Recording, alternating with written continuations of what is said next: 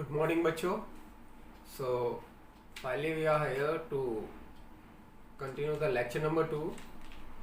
In the previous lecture, we have discussed about the seed and its structure, and in the last we have also covered the topic of seed germination. So, now from today, we will start the further topics of the chapter number 1. So, today we will start with dispersal of seed. हम लोग आज शुरुआत करेंगे कहाँ से? Dispersal of seed से. पिछले lecture में हमने देखा था कि सीड का स्ट्रक्चर, उसके बाद हमने सीड को जर्मिनेट कराया था ना. सीड जर्मिनेट कराने के बाद एक नया अच्छा सा प्लांट बन गया था. अब प्लांट्स में आएंगे फ्लावर्स. फ्लावर्स का होगा फर्टिलाइजेशन. फ्लावर्स के फर्टिलाइजेशन के बाद बनने वाला है क्या? ओव्यूल से सीड और ओवरी से फ्रूट. क्लियर? हाँ. अब फर्टिलाइजेशन जब होगा, फ्रूट और सीड का फॉर्मेशन होगा, तो जो सीड है वो फिर से क्या करेगा? जर्मिनेट करना चाहेगा. एक बार जब उसका फर्टिलाइजेशन हो गया, फ्रूट बन गया और सीड बन गया, अब सीड को क्या करना है? It will produce a new plant. Seed फिर से जर्मिनेट करके एक नया प्लांट बनाना चाहेगा. ठीक है. लेकिन कभी भी जो सीड है वो मदर प्लांट के आस पड़ोस में नहीं उगना चाहता है ना, बिकॉज ऑफ कंपटीशन. क्लियर? जब भी जो मदर प्लांट है, अगर सीड उसके आस पास उगेगा तो क्या होगा? मिनरल और वाटर के लिए कंपटीशन हो जाएगा. ठीक है. जिससे वजह से क्या होगा? जो प्लांट की ग्रोथ है वो अच्छे से हो नहीं पाएगी. इसलिए जो प्लांट है उसके अंदर क्या मैकेनिज्म आ गई है? क्या? सीड को अपने से दूर ले जाने की. प्लांट के अंदर मैकेनिज्म आ गया है, मतलब एक तरीका आ गया है क्या करने का, कि जो सीड है उसको अपने से दूर भेजने का. और इस तरीके को बोलते हैं क्या? Dispersal of seed. So to overcome the competition, seeds from the mother plant go far away from it. Clear? तो जो मदर प्लांट है, मदर प्लांट बोले तो जिस भी प्लांट पे फ्रूट और उसके अंदर जो ओव्यूल था वो किसमें कन्वर्ट हो गया होगा? सीड. ठीक है. जिस भी प्लांट पे ये फ्रूट और सीड लगा होगा उसे क्या बोलेंगे? Mother plant. अब प्लांट क्या चाहता है?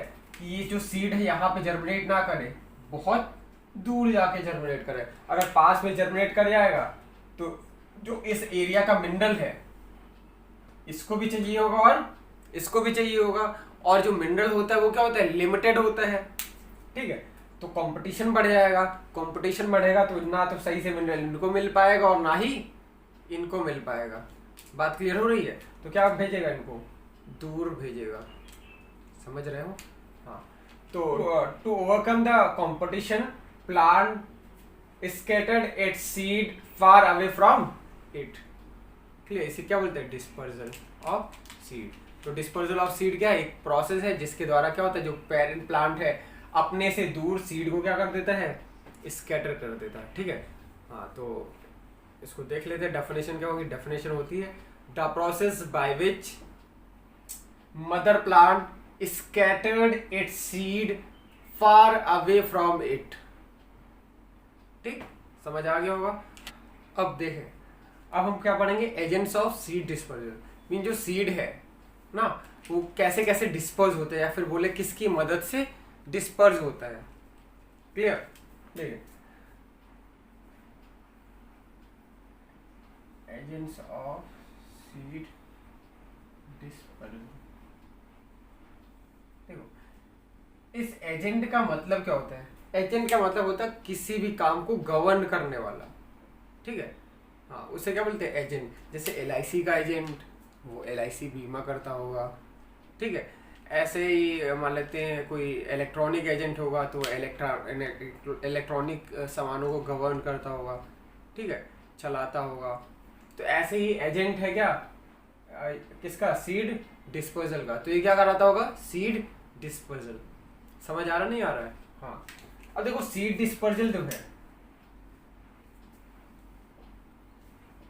इसमें दो एजेंट हो सकते हैं, एक बायोटिक और एक एबायोटिक. ठीक है. दो टर्म है ये, देखे रहो क्योंकि ये एसएसटी में आपको पढ़ने को मिलेगा, बायोटिक एंड एबायोटिक। देखो बायोटिक का मतलब होता है लिविंग और एबायोटिक का मतलब नॉन लिविंग। तो कहीं भी बायोटिक वर्ड लिखा रहे तो समझ जाना क्या है, लिविंग। और लिविंग का केवल इतना ही मतलब लिविंग होता है, केवल कहीं भी ये वर्ड देखो बायो ना, इसका मतलब क्या होता है, लिविंग। बायो मतलब क्या होता है, लिविंग। तो बायोटिक मतलब भी लिविंग। एबायोटिक मतलब चाहे बायो लिखा हो चाहे बायोटिक लिखा हो तो समझ जाना लिविंग की बात कर रहा हो, एबायोटिक लिखा हो तो नॉन लिविंग की बात कर रहा हो। बात समझ में आ रही। तो एजेंट सीड डिस्पर्जल की बात करें तो बायोटिक एबायोटिक हो सकते हैं ना। तो बायोटिक एबायोटिक के फॉर्म में हम लोग नहीं पढ़ रहे, सिंपल जो बुक में दिया उस फॉर्म में पढ़ रहे हैं। ठीक, तो पहला सीड डिस्पर्जल का एजेंट क्या हो सकता है, डिस्पर्जल वाया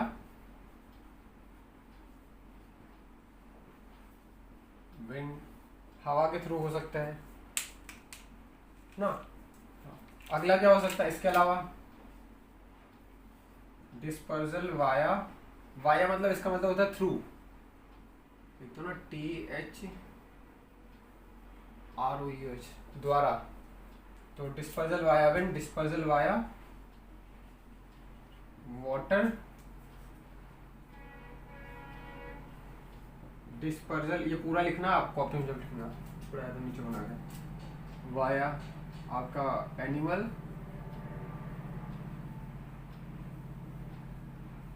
और dispersal via explosion.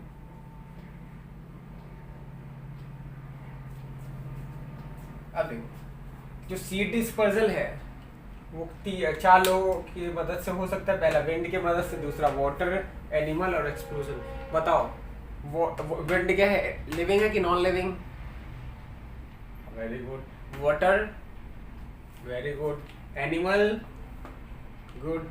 Explosion, explosion नहीं समझ, एक्सप्लोजन भी समझ लो एक तरीके का नॉन लिविंग ही है, मैकेनिज्म है। ठीक है, तो ये तीनों एबायोटिक, ये बायोटिक एजेंट। ठीक है, हाँ चलो अब डिस्पर्जल वाया विंड पे आते हैं, इसके ऊपर चर्चा करते हैं। मान लेते हैं कोई प्लांट है, उस पे सीड लगा है। ठीक है, अब सीड को हवा में उड़ के जाना है, मतलब इस प्लांट से निकल के हवा में उड़ के कहीं और जाना है। ठीक है, तो बताओ इस जो सीड है, अरे जो विंड के थ्रू डिस्पर्जल हो रहा है, उस सीड का क्या क्या मॉडिफिकेशन होना चाहिए। मॉडिफिकेशन मतलब क्या क्या उसकी स्ट्रक्चर्स में क्या होना चाहिए, हाँ बदलाव देखने को मिलेगा ना, और सीड के मुकाबले। चलो बताओ, सोचो, ऐसे सोचो अगर किसी को हवा में उड़ना है, ठीक है, या फिर बोले हवा में उड़ाना है, तो क्या क्या करना पड़ेगा। सबसे पहले क्या होना चाहिए, हल्का होना चाहिए, तभी तो हवा में उड़ेगा ना, पक्का। तो पहले तो जो विंड डिस्पर्जल, विंड के थ्रू जो डिस्पर्जल हो रहा है सीड, उनका वेट क्या होता है, light. So wind dispersal seeds are light in weight. इसके साथ साथ दे हैव विंग, हवा में उड़ना तो उनके पास पंख भी होना चाहिए। तो जो विंड के थ्रू क्या होते हैं, डिस्पर्स होते हैं सीड्स, उन वो कैसे होते हैं, they are light weighted and they are winged. तो इनके सीड्स कैसे होते हैं, लाइट वेट और विंग। ये बात क्लियर हुई, पक्का। एग्जाम्पल की बात करें तो एग्जाम्पल क्या क्या हो सकता है, पहला होता है डेंडेलियन। ठीक है, इसके अलावा होता है कॉटन, मैपल। ठीक है, डेंडेलियन, कॉटन और मैपल।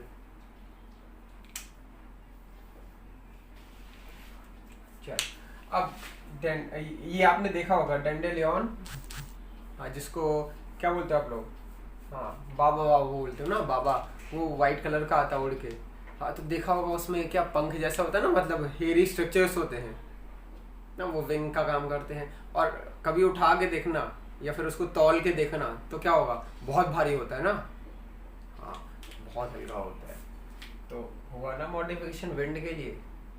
ठीक है, समझ आया। कॉटन में भी ऐसे होता है, मैपल में भी यही देखने को मिलता है, समझ आया। आओ इस पे आते हैं, डिस्पर्जल वाया वाटर। अब सोचो वाटर के थ्रू जाना है, ना।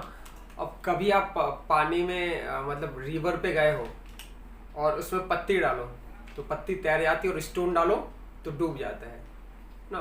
तो कौन तैरता है? जिसका वेट कम होता है, जो लाइट वेटेड होता है, मतलब जो हल्का होता है वही तैरता है, और जो भारी होता है वो नीचे डिपॉजिट हो जाता है ना, सिंक कर जाता है। तो अगर उसको क्या करना है, फ्लोट करना है, तो उसका वेट क्या होना चाहिए? Light weight. तो वाटर के थ्रू जो होते हैं इनका भी वेट क्या होता है? लाइट होता है। और इसके साथ साथ लाइट वेट के साथ साथ अगर वो देखो तुम, सीड तो किसके थ्रू जा रहा है? वाटर के थ्रू।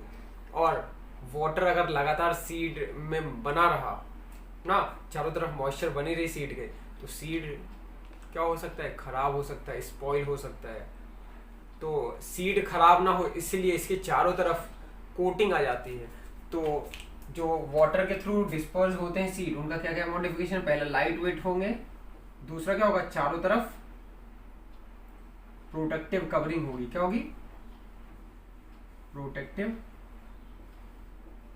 कवरिंग। किससे बचाएगा? वाटर से प्रोटेक्ट करेगा। ठीक है, पानी का इफेक्ट नहीं होने देगा, और सीड हमारा अच्छा बना रहेगा ना। एग्जाम्पल देखें तो एग्जाम्पल क्या क्या हो सकते हैं?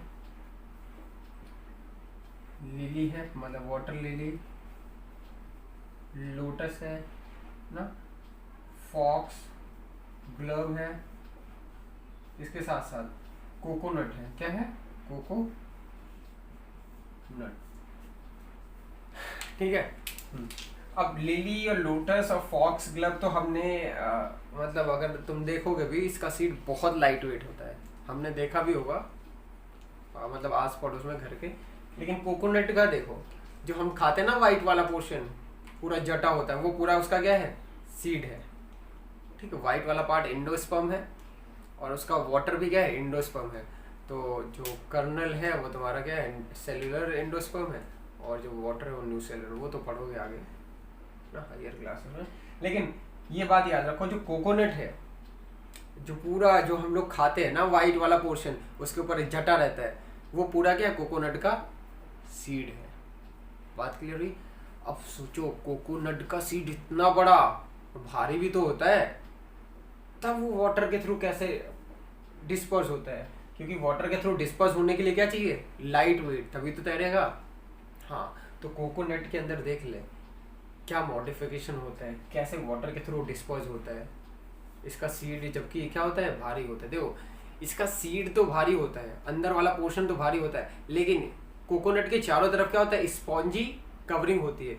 स्पॉन्जी कवरिंग मतलब घर में आता होगा बर्तन धुलने के लिए स्क्रब आता होगा, उसमें देखा होगा ऐसे ऐसे पोर्स बने रहते हैं ना, उसको ऐसे पुश करो तो क्या दब भी जाता है, सोखता है जिसे कहते हैं ना। हाँ, तो उसी तरीके क्या होती है? कवरिंग होती है। आपने देखा भी होगा, जो जटा होती है कोकोनट के ऊपर, वो स्पॉन्जी ही तो होती है, उसमें बीच बीच में जगह होती है। अब बीच बीच में जगह होती है तो जगह के अंदर क्या हो जाते हैं? एयर फिल हो जाते हैं। अगर कहीं भी एयर फिल हो जाएगा तो उसका वेट क्या हो जाएगा? लाइट हो जाएगा, हल्का हो जाएगा। जैसे क्या ट्यूब लेके जाते हो, ट्यूब के अंदर हवा भरते हो तो पानी में क्या करने लगता है? तैरने लगता है। ऐसे भी कई किसी के अंदर अगर पानी मतलब किसी के अंदर ही अगर एयर भर गया तो उसका वेट क्या हो जाएगा? लाइट वेट हो जाएगा। लाइट वेट हो जाएगा तो अच्छे से फ्लोट करेगा। आपको याद हो मैंने बताया था थर्ड क्लास में जब बर्ड वाला चैप्टर पढ़े थे, जो बर्ड्स हवा में उड़ती हैं उनके पास कौन सी बोन होती है? Pneumatic bone. उनकी बोन पोरस होती है, उसमें एयर कैविटी होती है, हवा भर जाता है, इसी वजह से उनका वेट क्या हो जाता है? हल्का। और यहाँ भी बताया था हवा में उड़ना है तो हल्का होना चाहिए। समझ आया? तो इनके चारों तरफ क्या होती है? स्पॉन्जी कवरिंग होती है, जिसके वजह से इनका वेट लाइट हो जाता है, लेकिन इनके सीड का वेट क्या होता है? हैवी होता है।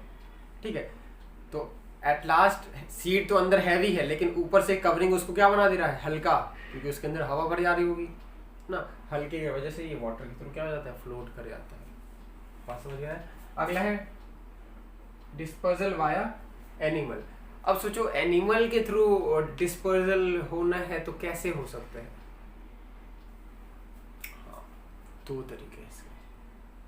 पहला मेथड क्या है कि एनिमल जा रहा है मस्ती में और प्लांट की डाल ऐसे निकली, एनिमल जैसे गुजरा और प्लांट की जो डाल थी उससे टकराई उसका सीड जो था प्लांट के स्किन पे स्टिक हो गया और वो आगे निकल गया।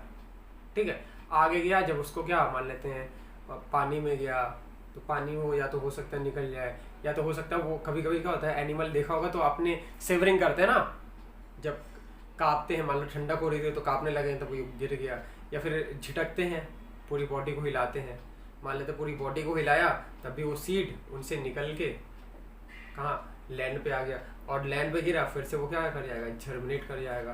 तो मदर एनिमल लाया था सीड कहीं और से, ले गया कहीं और, मदर प्लांट से गया कहाँ पे, दूर, बहुत दूर, और यही कहलाता क्या, डिस्पर्जल ऑफ सीड।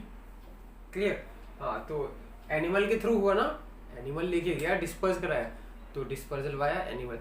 तो अगर एनिमल के थ्रू सीड को डिस्पर्स होना है तो सीड कैसा होना चाहिए, स्टिकी। कैसा होना चाहिए, स्टिकी, ताकि एनिमल जाए और उसके बॉडी पे या फिर बोले स्किन पे आसानी से क्या कर सके, स्टिक कर सके। तो seed should be a sticky, sticky होना चाहिए। तो पहला मेथड ये था कि स्टिक कर गया था उसके स्किन पे। दूसरा मेथड है क्या, कि बहुत सारी बर्ड्स होती हैं, क्या करती वो सीधा, हाँ, मतलब फ्रूट के साथ साथ सीड को भी ईट कर लेती हैं, फ्रूट के साथ साथ सीड को भी खा लेती हैं।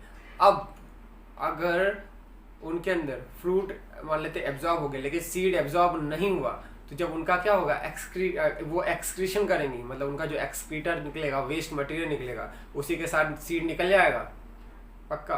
और सीड निकल गया और जमीन पे गिरा, फिर से वो नया प्लांट बना लेगा। ठीक है, सीड जर्मिनेट करा के नया प्लांट बना लेगा, नया प्लांट बन गया।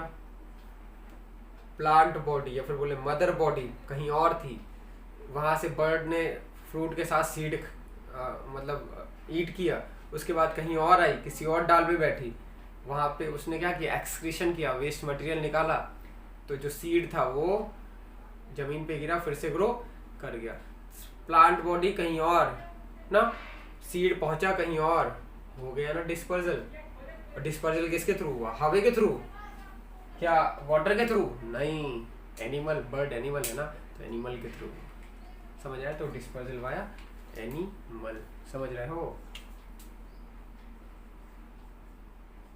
एग्जाम्पल क्या क्या हो सकते हैं, कॉक लेबर, ठीक है, इसके अलावा हो सकते हैं बेरीज। तो कॉक लेबर, बेरीज, ये एग्जाम्पल है किसके, डिस्पर्जल वाया एनिमल।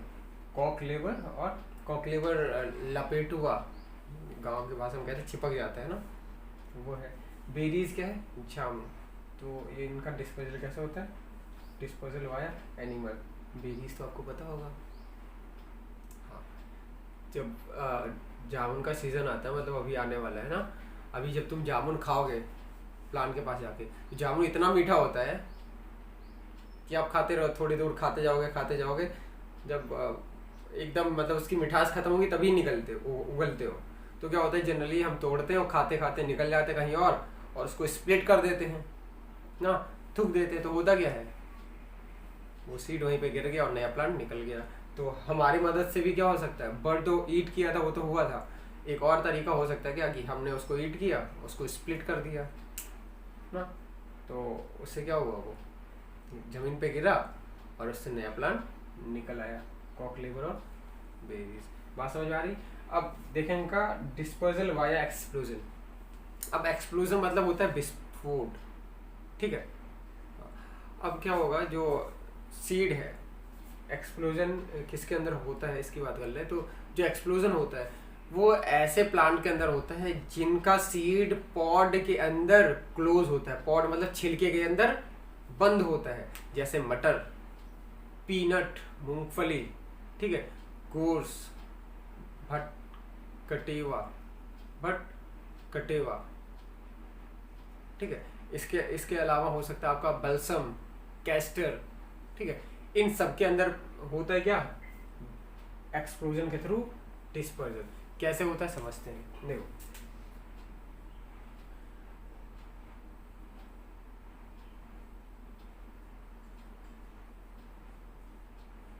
मान लेते हैं ये छिलका था, छिलका ऊपर से बंद था। ये तो ऐसा है कि एक छिलका मैंने निकाल के दिखाया ना आपको, तब अंदर का दिख रहा है। अगर छिलका बंद होता कि अंदर का दिखता? नहीं दिखता। अब छिलका बंद है। अब क्या होगा, जब भी क्या होगा, इसको सनलाइट में तुम रखोगे, सन मतलब सन के पास ले जाओगे, तो होगा क्या कि इसका जो वाटर है वो पूरा इवापोरेट कर जाएगा, वाटर निकल जाएगा वेपर के फॉर्म में ना। पानी जैसे सनलाइट पड़ेगा वो वाटर निकल गया, तो मतलब ये कैसा हो गया, ड्राई हो जाएगा।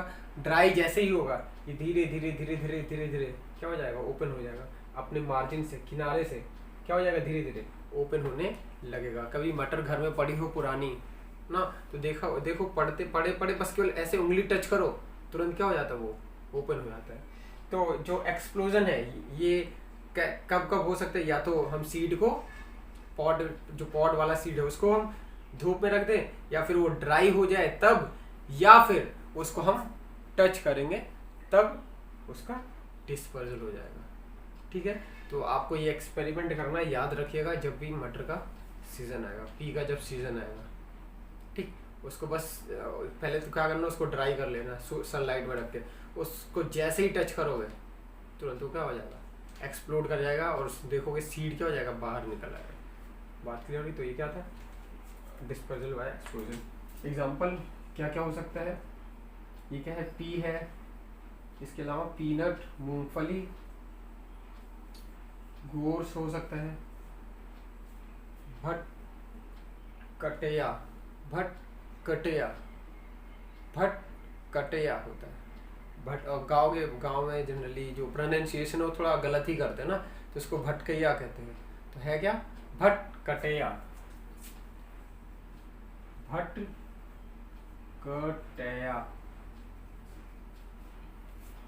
ठीक है, इसके अलावा हो सकता है क्या, बलसम,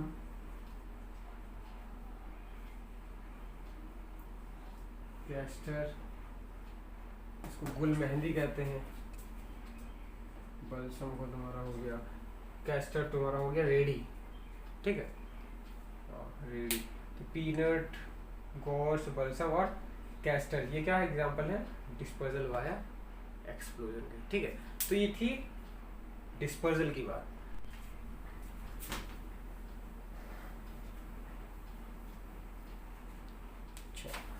तो अभी तक हमने देखा कि सीड बनने के बाद उसको जर्मिनेट कराया और डिस्पर्स कराया। ठीक, अब इसके आगे हम लोग पढ़ेंगे क्या कि अगर हमारे पास सीड ना हो तो कौन कौन से अल्टरनेटिव मेथड्स हो सकते हैं प्लांट को जर्मिनेट कराने के। तो अगर अपने पास सीड नहीं है तो अपन लोग क्या कर सकते हैं, वेजिटेटिव पार्ट से भी प्लांट को ग्रो करा